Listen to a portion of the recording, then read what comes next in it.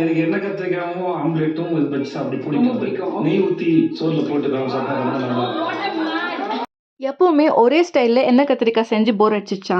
இன்னைக்கு நம்ம கொஞ்சம் டிஃப்ரெண்ட்டாக கர்நாடகா ஸ்டைலில் எண்ணெய் கத்திரிக்காய் எப்படி செய்யறதுன்னு பார்க்கலாம்.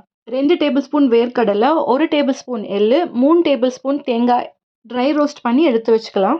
கடாயில் 2 டேபிள் ஸ்பூன் எண்ணெய், 1/2 டேபிள் ஸ்பூன் ஜீரகம், சின்ன துண்டு இஞ்சி, 7-8 பல்லு பூண்டு, ஒரு பெரிய வெங்காயம் நல்லா நறுக்கி சேர்த்துடலாம். 3-4 நிமிஷம் நல்லா வதக்கி 2 டேபிள் ஸ்பூன் குழம்பு மிளகாத்தூள், 1/4 டீஸ்பூன் மஞ்சள், 1 டேபிள் ஸ்பூன் தனியா, கொஞ்சமாக உப்பு சேர்த்து பச்சை வாசனை போகிற வரைக்கும் அதை வதக்கிடலாம். உங்களுக்கு எண்ணெய் பத்தலைன்னா நீங்கள் இன்னும் கூட கொஞ்சம் சேர்த்துக்கலாம். வதக்கி ஜாருக்கு சேர்த்து ஆல்ரெடி ரோஸ்ட் பண்ண எள்ளு தேங்காவை நல்லா கெட்டியாக கொஞ்சமாக தண்ணி ஊற்றி அரைச்சி எடுத்துக்கலாம்.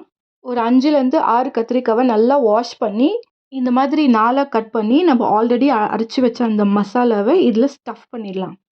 கடாயில் 4 டேபிள் ஸ்பூன் எண்ணெய், 1/2 டேபிள் ஸ்பூன் கடுகு, 1/2 டேபிள் ஸ்பூன் ஜீரா, 1/4 டீஸ்பூன் வெந்தயம், 2 காஞ்ச மிளகாய், 1 கொத்து கருவேப்பிலை, சின்னதாக ஒரு ஆனியனை கட் பண்ணி சேர்த்துக்கலாம்.